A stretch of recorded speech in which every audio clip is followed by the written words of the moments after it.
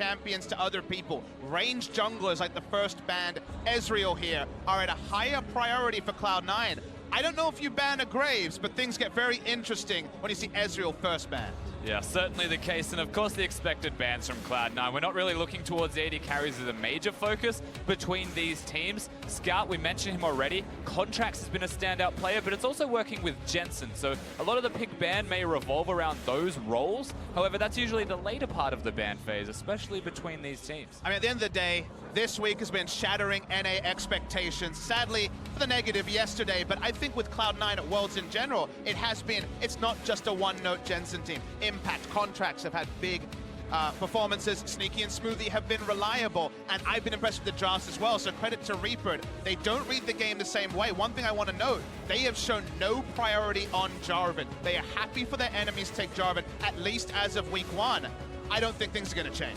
And it hasn't. Jarvan makes it through the pick ban phase. Janna is still up and available. Jarvan as well. We'll see what they decide to lock in. It is the Jarvan, Rusty. Yeah, so they locked themselves in one of the LPL specials when you regard this champion. No Galio being removed from Summoner's Rift either is something worth considering. Scout can play more things than Lucian for everyone at home that doesn't really know what he plays. He does have a decently large champion pool. He just likes to work in a similar way to double lift with one champion. He plays the one champion. And if Cloud9's on blue side, they're happy to first pick Xayah. Now, Xayah was banned here, but their Janna priority, like a lot of teams in week 2, has been going up and up. A lot of AD carry options open they could lock in here, or maybe just match what they expect to be a jungle matchup, because probably going to be clear love on the Jarvan. And it's still the Twitch or the Kog'Maw for AD carries that stand to attention. Tristana as well, another big option if you want lane priority. And C9 have the choice of whatever they would like, or they could pick a jungler here, depending on which they would prefer. The big thing that stands out to me is they choose Jarvan. EDG knowing that Janna was there, knowing they may not get the best support, and Janna statistically, and from what we have just seen, is the best support running around. Pretty big risk from EDG, and really good from Cloud9 to just pick it up. You talked about statistically, Janna coming into today, 76% win ratio here at Worlds 2017. Has another win under the belt, complemented by that Kog'Maw, as we just saw from the previous game. And Galio locked in, expecting that for Scouts. Galio has actually been very highly banned the last couple of days after we saw a lot of it in Samsung's group a few days ago. It is actually a strong pick against the style C9 like to run, because if you're relentlessly invading the enemy jungle, Galio will react faster than basically any champion short of Shen when it comes to actually getting there. In fact, it's even faster channel time. We mentioned the ranged junglers. I think they'd prefer to hold it to later, but they're afraid of a second round ranged jungler ban, and they take first round Graves. Yeah, wow, showing their hands super early here, you're right. They may have wanted to hold on to that one till later, but it's the solo laners to get the later game treatment here. Red side draft will be handy for C9 in that regard. EDG can start to attack certain roles here. Remember, the Galio can go top lane for Mouse if that's how they want to play this one out, dependent on what they see from Scout. Shen, is it a ban? Is it something you consider? Do you let it through with what you're seeing on the table? Twitch is already taken off by Cloud9, and there's still 3 bans remaining. It's something you consider. I definitely think Shen is an important pick here, but I'm not sure that they will ban it out. They are choosing to. So once again, that means aggression usually through that middle lane, something that the Shen completely diffuse. And now you're depowering a proactive invading jungler. No Shen to be there.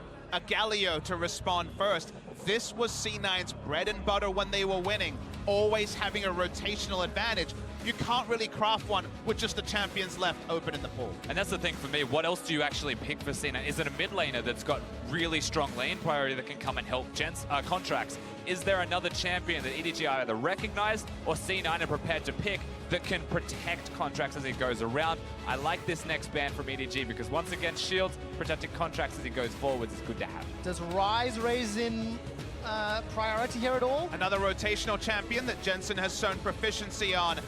It would sort of be a blind pick and sort of not at this point, given what's already been shown on the side of EDG, but if they're going to look to help contracts, which has been their way, they're taking a lot of time. They're going to hold the mid lane pick and just look for top lane priority, because at least Cho'Gath you can rely on. If it is the Galio matchup, has the true damage, potentially take him down, but push, push, push is the Cho'Gath way. Yeah, Cho'Gath is going to be a good pick here. Rumble already banned by C9, so Mouse should default to tanks.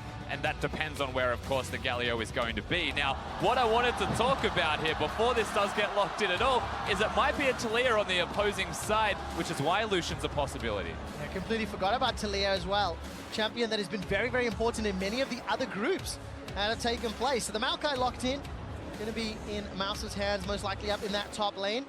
Leaves us with the AD carry option left for Ivory. I completely forgotten that Tristana had fallen by the wayside. And Caitlyn was used exceptionally well yesterday. Rusty, which do you think it's going to be?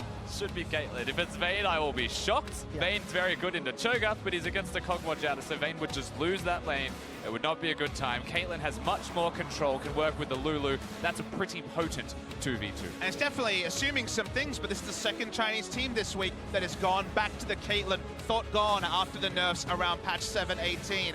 So it will mean that in the 2v2, whether it was Kog'Maw or Twitch, Caitlyn will more than not have lane control. We wondered about the Rise. The Talia being open is another one to consider, but I think Rise makes a lot of sense for them. It does mean that multiple members, if they are around that Realm Warp, can be grouped in. I still expect C9 to be on the front foot, but EDG have read Cloud9's Worlds 2017 group stage tendencies, and they have a strong draft to answer the questions C9 were posing last week. It certainly feels like a lot of what EDG have sculpted for themselves in this game, not the last time that these two teams faced, is much better prepared and much more well-equipped to deal with Cloud9. However, C9's composition is still incredibly strong. Rise can clear waves decently fast, about the same speed as a Galio early. That means they're both going to be unlocked as mid laners to help the junglers, but the junglers is a Graves into a Jarvan. That's all in C9's core. Let's see how well Contracts can unlock his team. Led, from the front last week. A lot of invades. Actually had the highest counter jungle percentage of all junglers last week in terms of that first week of group stages. And, some first tier iBoy has not played Caitlyn at all this summer in the LPL. I can't help but smile at seeing the old EDG coach shake the hand of the current one, old friends Reaper and Nofe. It's a different draft for Cloud9, and also, you do have to think, we wondered about Graves when it was locked in. How will it kill the tanks? There are some ultra tanks on the side of EDG, so the late game Graves play, I don't think it's the focus for C9. It's still pre-25 minutes where they feel like the match will be won. Yeah, last time we saw Contract play Graves, he had a last whisper, he had the whole kit and caboodle when it comes to dealing damage. No tankiness whatsoever, susceptible to death, but not when you're that far ahead, and that's what he's so good at doing. Yeah, and I think he had the Shin that game as well, if I recall correctly, helped in his favor. So, EDG, Edward Gaming, the #1 seed from the LPL, led by the backbone, the spine, Clear Love. It is do or die. Lose here and you are out of World 2017. You do not advance to the knockout stage. Win, and you throw this entire group into disarray and excitement.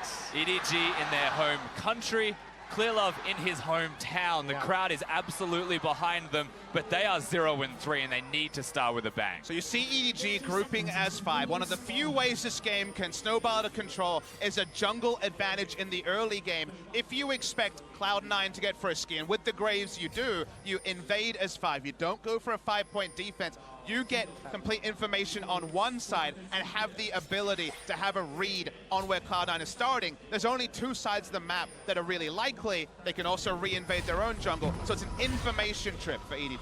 Yeah, they'll get that information. It's all about where the junglers start. The other thing that we're looking at regarding information before the minions all come and crash down is that Jensen has committed to the cleanse in the middle lane, so he is now very hard to gank. One thing that we've often spoken about, Papa Smithy, is that Clear Love's not a big fan of mid lane. He doesn't often want to go there, except for the one time they did well, believe it or not.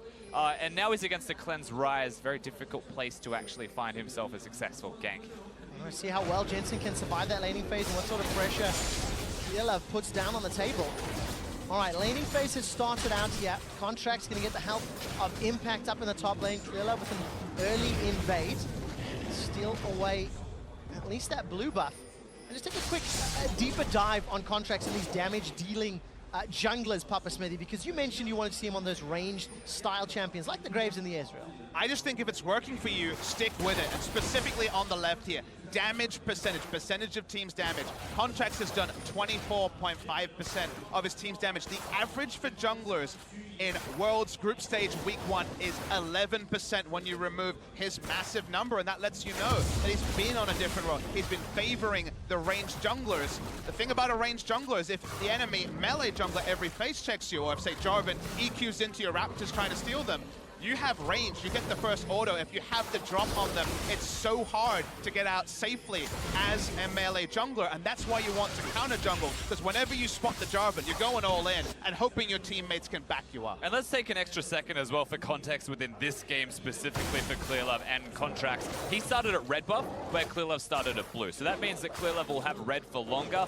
as more of a combat buff to have. Contracts is going to run out sooner. And so expectations that he looks for a gank of some kind before Clearlove does, that would be what you expect from him if he wants a gank to be successful. The reason why EDG started with their members grouped around their red buff, then invaded, is that when it was Cloud9 on red side against AHQ, it was a Ezreal invade to red buff steal into his own red buff, and suddenly the Jarvan couldn't gank anything. Speaking of ganks, though, this is the early gank you talked about, Rusty. Rune Prison comes down, Winds of War thrown out. The Durant taunt at least locks down one, and with no flash on Scout, that's a success. A very successful gank, something that Scout maybe should have been aware of as the opposite side of the jungle is being cleared. Sorry, Scout be aware of you take what you want from that sentence. Trevor, I'm just saying.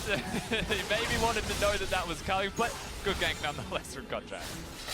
not lost the irony of Scout and Scout's name. He often doesn't scout ahead, but he does scout with his head. So it's, you know, it's an awkward one for him. Well, let's see what Scout does, because his Lucian play to round out week one of groups last Saturday or Sunday left a lot to be desired.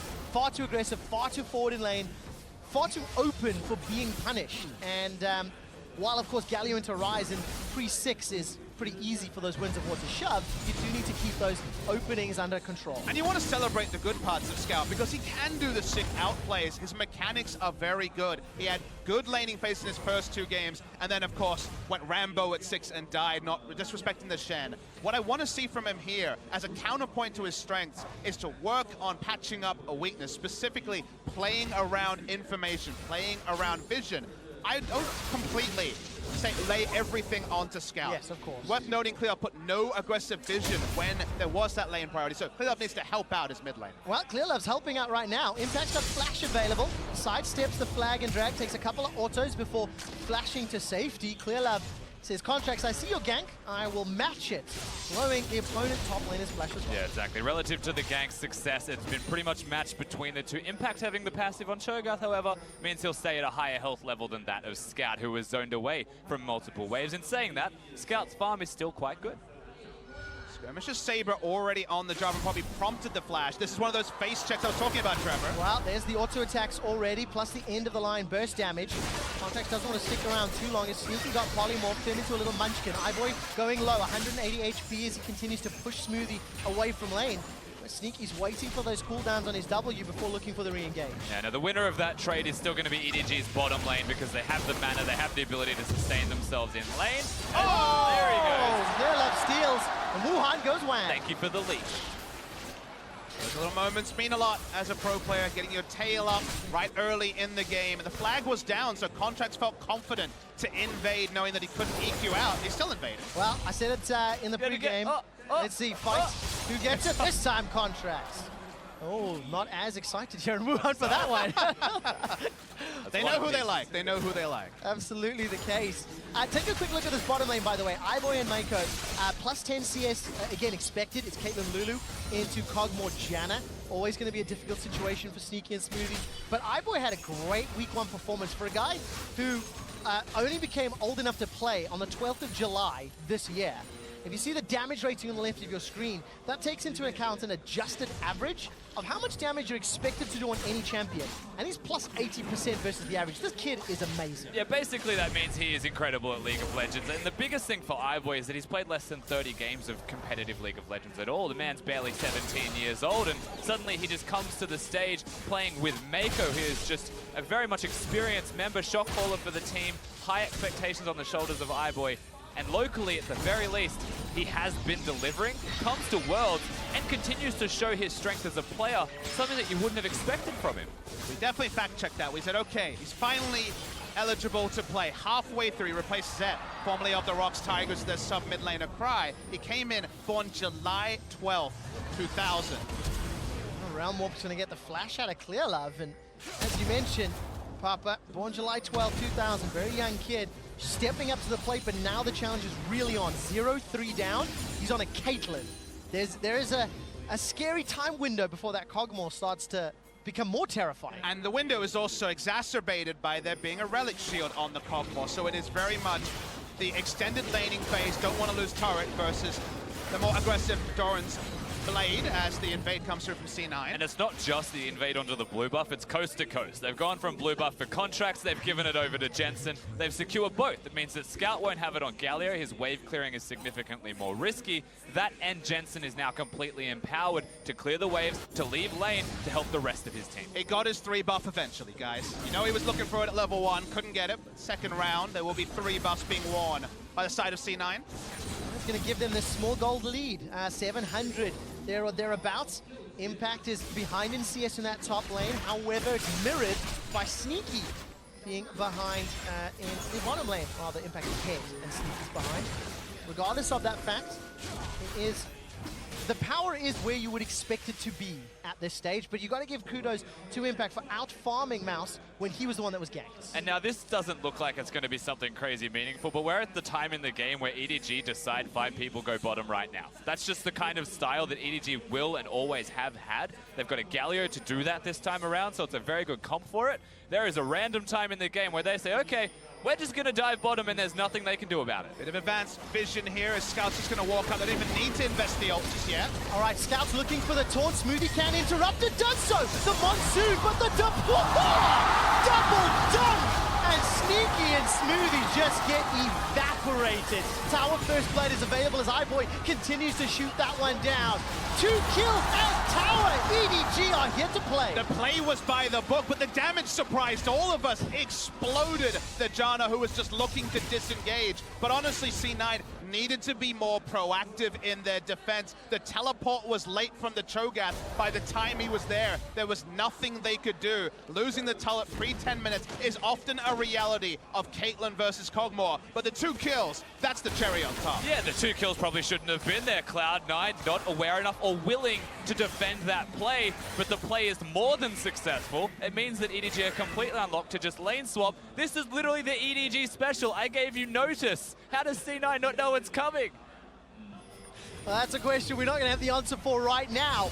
Cloud9 decide they want to try do something in reply. Realm Warp comes down to the bottom lane as Contracts is around, but look at the minimap. There's support coming down. Great little Bramble Smash comes down as Contracts flashes to safety, forced to use the collateral damage to get even further away. Contracts takes down Mouse, but look at Cloud9 down low. There's one in reply. Impact's down. Jensen gets just as punched in the face by Scout. The preparation of EDG this game is going to make many LPL analysts very optimistic. Perhaps we're going to go all the way to EDG SKT at the end of the day. Whoa, iBoy, he's looking for Sneaky. Built over Peacemaker comes down. Ace in the whole body block, but iBoy and Mako, they want another tower, Papa Smithy. It's a multi-step process. A winning 2v2 lane. Galio to stop the invades being as reliable. Banning away some of the core members like Shen of the C9 comp. The shoe's on the other foot. EDG's the aggressor. But you said the word, Galio. That is the champion that is doing all of this work. The taunt connecting.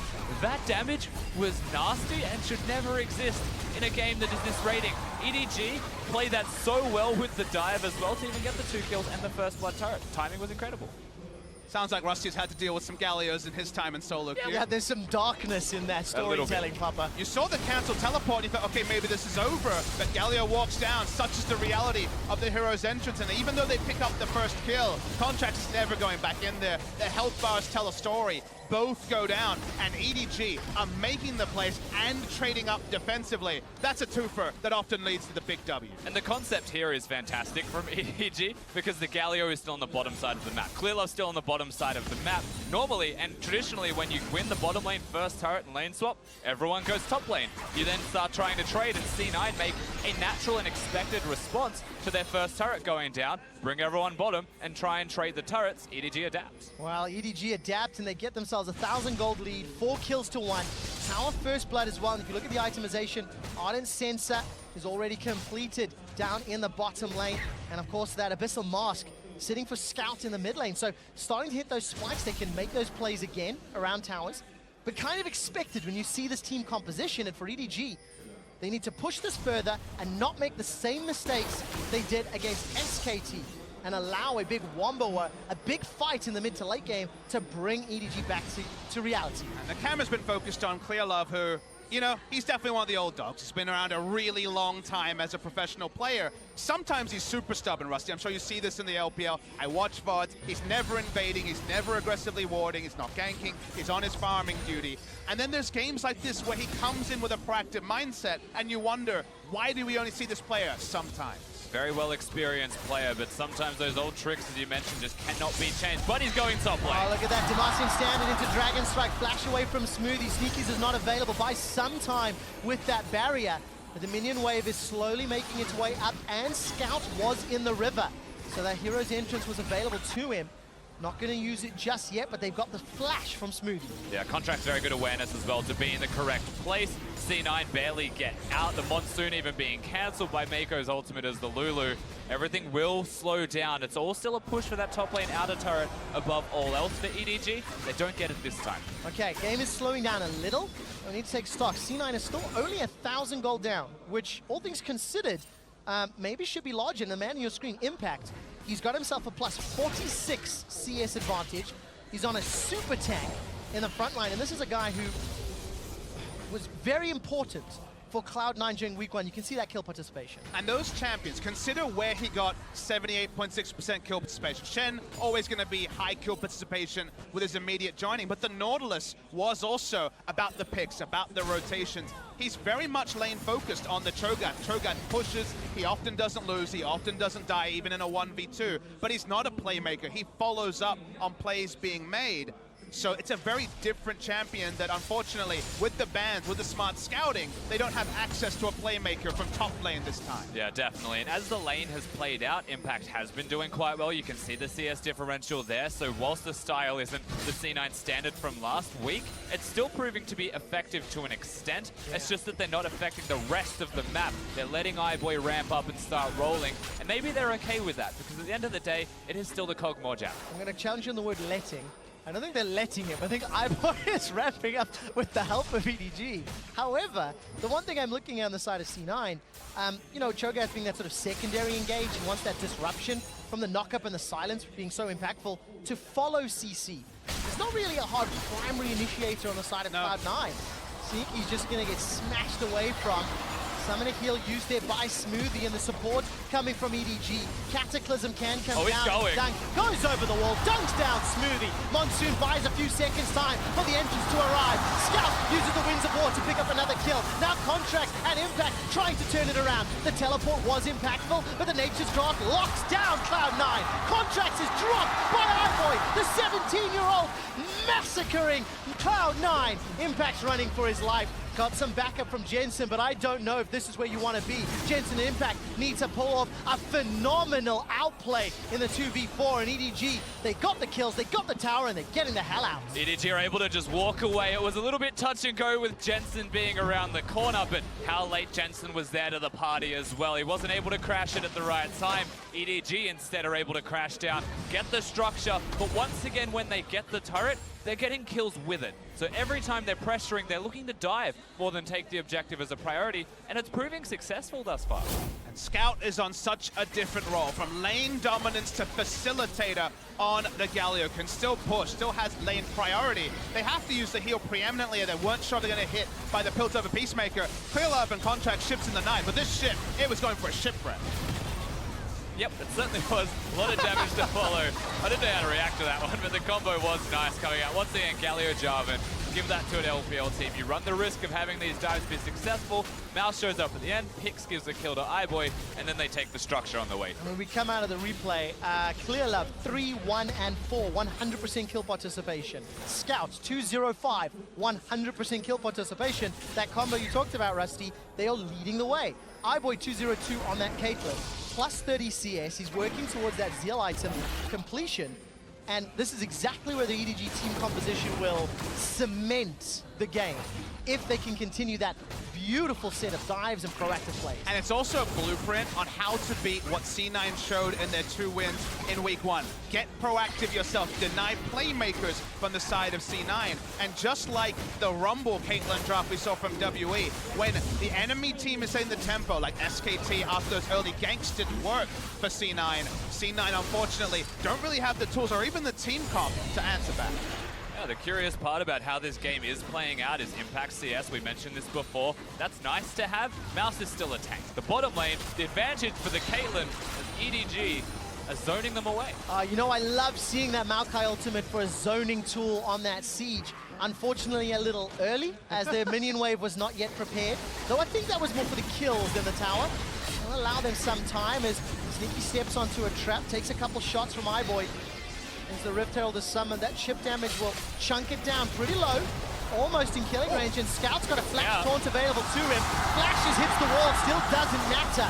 Gets at least one onto contracts. Wuhan erupts as EDG secure their 3rd tower. And they will be able to just back away, reset once again. So a nice turret take, and these top laners need to just call it a day.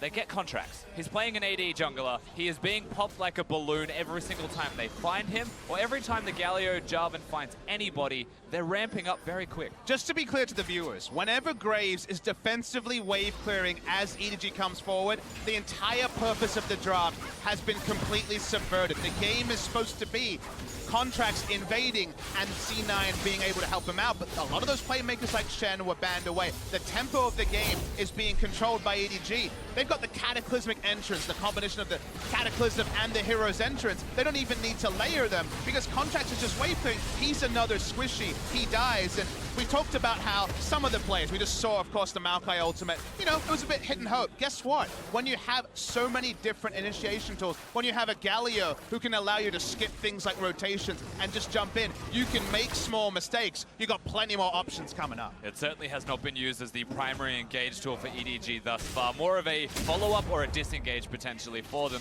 and that is the beauty of their composition with all the options that you mentioned. Any way that you want to engage, they have it. Can't believe they let Galio through. Something that we've heard so many times over the course of Worlds this year, from play-ins to groups, and it is a terrifying combination that has allowed EDG this 3,000 gold lead at 20 minutes. 2 item spikes actually starting to come in. Goggle Stone Plate for Scout, Black Cleaver completed for Clear Love, that Zeal, Static Shiv, plus Berserker's Greaves and EDG. Man, they're already starting to contest vision around the Baron. And C9's comp is front to back. They need to kill the front line, and good luck. You're gonna need a lot of time. Maybe some disconnections would help them out, because there's no way to get through Maokai, Jarvan, and Galio. And sure, there were nerfs to Caitlyn, but they were around her Q, they're around her laning phase. She can still right-click away with 2 items already complete, and there's no one to stop her. All right, Flash Cleanse is available for Jensen. He gets away from one, locked inside the Cataclysm. There's nowhere to go. iBoy gets in range to pick up the kill, and actually that's a full team assist. EDG get the mid laner of Cloud9. 3 ultimates used, but no summoner spells needed by the EDG roster, just finding Jensen out of position. The most important part, Scout, ult straight away is mid lane. All right, iBoy's in a little bit of trouble. Flash is available to him, but the Nature's Grasp buys some time. Remember, 5v4 in the best case scenario. Impact gets a good rupture onto iBoy, buys some time with the silence of that Feral Scream. Clear Love continues to chase down his iBoy. Crit after crit after crit, hammering away on Impact. Gets a shield from Lulu as the Feast gets some damage down in reply. But that's a death for Smoothie as well as Impact. Now Sneaky's the target. Scout looking for the Duran Taunt. I think it's on cooldown though, and Contract's gonna look to turn around. So that's 3. Justice Punch into the taunt. Cloud9 step too far forward. Rooted down by Mouse. And that's another for EDG. EDG are an initiation freight train whose only destination is the enemy nexus. They keep piling on. They don't need great vision. They have so many frontline tanks who can start fights, and all Cloud9 can do is rush home. And with 3 people dead, this isn't just the turret, this is potentially the inhibitor to go down afterwards. Baron is not the primary objective, as you mentioned. It's engaging, killing C9. See hero, kill hero. That's EDG's mantra right now. The death timers are so short, they can't even walk from inner turret to inhibitor without Cloud9 coming to defend. Oh, this is beautiful play from EDG. We didn't have time to talk about. We said, okay, EDG was smart. They shut down C9's earlier plan.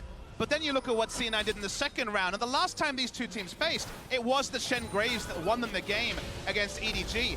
This time around, scaling on the rise. Sure, an initiator, but Talia was available and would have had good pushing options, can open half the lane against a Galio. Going for scaling on a rise after scaling on Kog'Maw.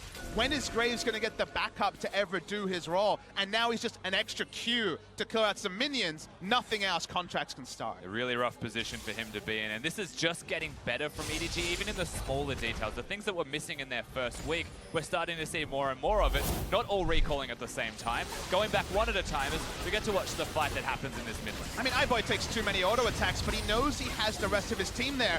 Guess how much vision EDG have on the bot side? Literally none. One control ward way down, and they're just happy because, hey, a Lulu AoE slow from the wild growth is enough to force fight. Also remember, when every Cloud9 member's in vision, you don't need vision anywhere else, Papa Smithy.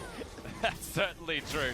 The awareness from iBoy through that fight was something that's to be commended once again. Did the most damage, but that's because he's auto-attacking a Cho'Gath and even stops to queue the support mid-auto attack. Like, he is everywhere at once. I mean, just try and watch when an enemy actually gets within any more than auto attack range, closer than 650 units to Caitlyn. It just won't happen because of how strong the front line is. She's under no threat. Might be flashing aggressively prey style soon to try to get some more of these kills. Flash and barrier available for this next potential fight. C9 luckily do not have super minions barreling down the lane.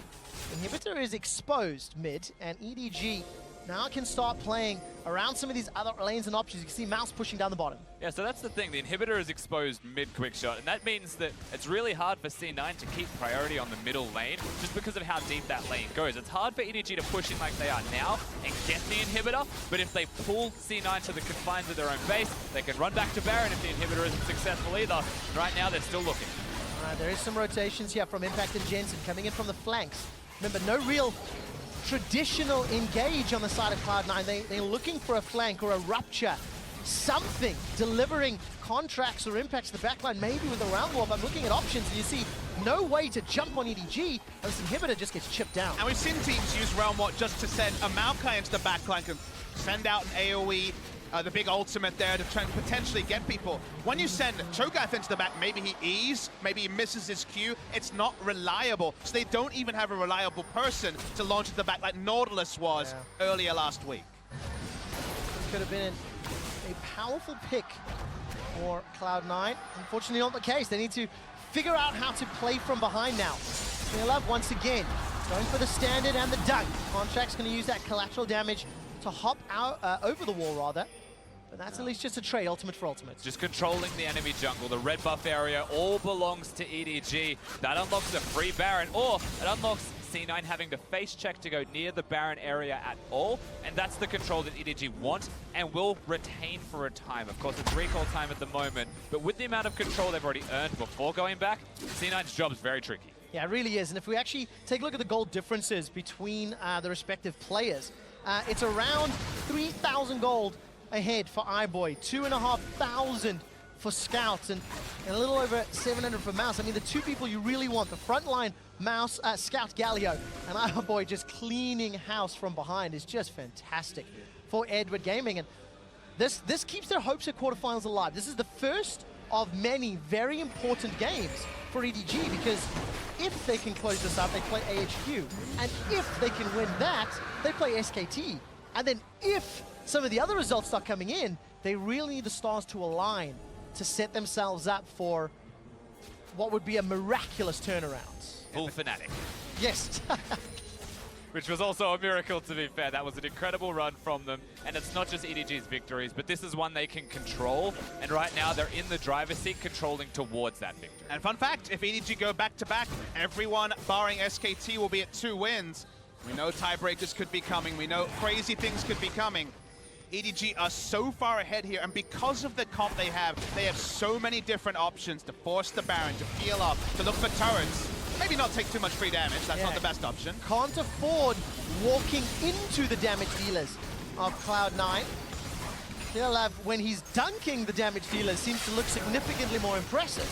However, it's not going to stop the siege. Jensen takes a gigantic crit to the face. iBoy's got himself the rapid fire cannon and the static shiv as Cloud9 continue to play defensively. Super Minions just cresting the steps of their base. And that means EDG will have some time shortly as someone goes to deal with that. Now, important note is that iBoy is not going to be a QSS Caitlyn right now, so if Ryze ever finds him, he will still be locked down. It's important that Mako does his job. It's important that the tanks stand in front of iBoy to empower him, to protect him, and allow these structures to drop. I really want to know what a team fight looks like where the snare hits from the Ryze onto this Caitlyn. She's so safe right now. Yeah, look at the zoning that Scout's putting down with that taunt. Charging it up, staying in the front line. If anybody steps too far forward, Mouse got that Nature's Grasp as a backup, and the vision control wards from EDG is textbook in this northern quadrant of Cloud9's jungle. Usually we criticize teams for trying to barrel 5v5, but C9 needs something miraculous to just stop watching their objectives go down.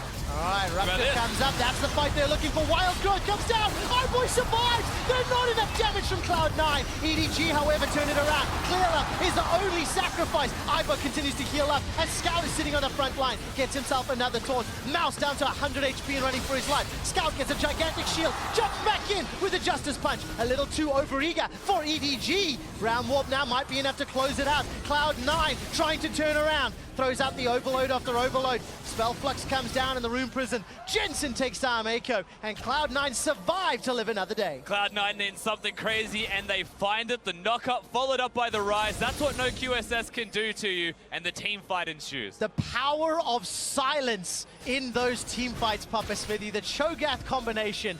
So good. The power of the Caster Curse too. I did not think that could happen, but after the free damage, EDG got too frisky, and now C9 just try to come and wrestle the game back with a creative Baron. Creative, but also risky, to be fair. iBoy is still here. Reinforcements are arriving. So much damage coming down. 90 caliber net. Why sometimes Smoothie's going to keep getting tagged down from the Baron in the back end. The Beast and Jensen's damage. They take down iBoy. Cataclysm comes out. Clearlove's running for his life as Mouse goes for the flash engage. Cleanse is not going to be enough to lock down Jensen as he continues to run for his life. No flash available to him. Now that Skype's on the front line, it's going to be up to Sneaky to do his best. Winds of War tagging him up, and Mouse and Clearlove, they peace out, and EDG, they stop the Baron. Things have definitely been getting a little bit messy from the side of EDG. Their top lane push was not clean. Still going to be the minions pushing in the mid lane, but they do get back Baron control. They are, however, leaving chances for C9 to come back. Biggest win is they stop Impact's recall. He doesn't have Flash, he does not have Feast, nor does he have a teleport to come back with full health. This is super dangerous. They don't want to do the Baron. They don't have iBoy. That means they don't get the Baron, gentlemen. And all of a sudden, Wuhan has got very, very tense. 13 minutes on the clock and that 6k gold deficit and that pressure. Look at iBoy getting caught. Now, iBoy is one of the only ranged auto attackers next to Lulu. He walks up his tank line, did not know that he was going to look for pot shots as the minion wave died, and that means that iBoy does not get maximum DPS out of this fight, and EDG are taking 10, 11, 12 turret shots. Yeah, I mean, he maximizes what he could given how it engaged onto him first with 100 health. That means they're able to trade in the first place. This takes an awful long time to find the kills onto EDG, and that's enough time for those who have been taken out early to get back to the Baron at the end of the engage. C9 still gets the fight, they get the small win, and you're starting to see that inkling in a positive direction. Here's the second fight, but we're back at Baron. We are indeed, as both teams start to group up. Impact is all the way down the bottom lane. He's making his way up through the river. EDG are now looking for the engage. That's a good nature's grasp, locking down Sneaky. He's the target. Justice Punch is interrupted, but it will not matter. 2 quick kills as Contracts and Sneaky get blown up. Jensen's the next target as he's being run down by Edward Gaming. A shutdown by iBoy. They find the battleground they wanted. They can peel off from Baron so easily. Clearlove one-shot the enemy Graves. because he's gonna DPS build himself. Very early skirmishes, Saber, all end there. They can turn back onto Baron, and the cavalry, it's dead. Even step one being clear, the mid wave, so Impact can't take a structure. Straight to the Baron. The crowd knows they're starting to feel this game for EDG. Oh, I've been feeling this game for EDG for a while, but it started to slip. EDG last week got caught out in team fights, and it didn't happen here though. They made that critical mistake against SKT. They made a critical mistake here, but it's papered over by how strong their front line is when you don't have to worry about turrets. Sneaky caught out because he was trying to poke around the side. Already one shot was the enemy Graves. They turn on to Jensen. There's freebies here for EDG, and C9 have to disperse in every direction. Anywhere you would like, there is a kill for EDG. With the composition that you mentioned before, the freight train that only goes forwards, but they can go forwards when the Cogmore's already dead. There's not enough damage to round out a comp. Clearlove has a Dusk Blade. I love that. I love Jarvan. that. All right, then. He's popping people. Talking about the items, so iBoy's got himself just a few, right? Infinity Edge, Mortal Reminder, Static Shiv, Rapid Fire Cannon, and he's going up against a Rageblade Hurricane and the makings of Blade of the Ruined King. Sneaky is just so far behind the curve, because all of the gold is kind of landed inside iBoy's lap. But you don't just look at Sneaky and say, very poor play. You died 5 times, you're down CS. The game was played around Sneaky. When the moment they had the Caitlyn, basically Caitlyn has matched the Cogmore at every point. Early turret, taking the top, early turret, and then threat of a dive at every moment. If there's no control of the map, Sneaky cannot auto-attack minions and get his gold up, so the gold lead grows every moment this game has progressed forward. Yeah, from watching this game, I would never say that C9 individually are having any poor performances. Nothing has stood out like a sore thumb saying this is the reason they're losing. From an individual basis, it's the team play. Yeah, and of course, EDG, their team play has been near spectacular, very decisive, very in your face. You can point to a few blunders here or there, but now the biggest hurdle, knocking over the Nexus. The middle inhibitor will be killed for the second time this game. Baron is still up for another 2 minutes. The minion wave has been cleared in the bottom lane though, so a little bit of lapse here. It looks like the top wave is pushing against EDG. It's not the greatest setup for this siege. EDG is going to take them a little longer to get over these next few hurdles. A lot of EDG's good moments were in the laning phase. They weren't necessarily in skirmishing or team fights. We already saw they skipped a couple of steps and almost lost all their lives at the top side. Right now though, they can still threaten the dive. See what happens. Certainly could. Again, EDG's big flaws are usually ending games. All right, Scout making his way forward. Flashes are available for all but Clearlove on the EDG side. And for Cloud9, all but Sneaky. That is significantly more scary if Sneaky's ever too far forward. Contract's just used his ultimate, is now at half health with low mana and has gone back to base as well. He's picked the correct time to do it, but he used the ultimate for no particular reason to try and poke down iBoy, and now look at him. All right, Nature's Grass comes out to split up the team.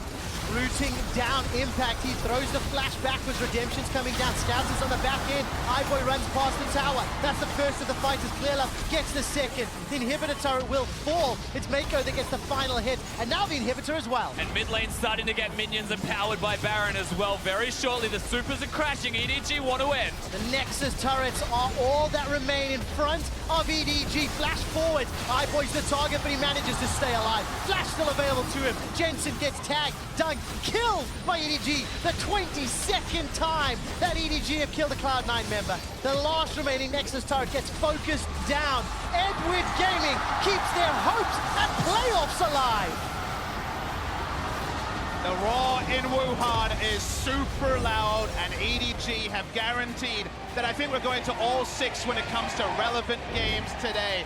Their draft stepped up, their players stepped up, the fans are enraptured. They play again right after this as well, and if they can back up with a performance of that level, I think EDG is going to make this one hell of a night. Cloud9 were on the verge of tying SKT for first if they had won this game. Now their record sits at 2-2, and they find themselves tied with AHQ. It really makes this so interesting as all of these games play out, and EDG Edward Gaming, they need the miracle run. They need the 3-0 to keep that hope of a playoff spot. And they've started in the correct way. They got the draft that they wanted. They played the way that they wanted. Every individual member had a very good performance. Scout, he was consistent. He was good. He was roaming. His play style changed. Clearlove was aggressive and ganking everywhere. And that was what they needed to get a victory against Cloud9, is be aggressive.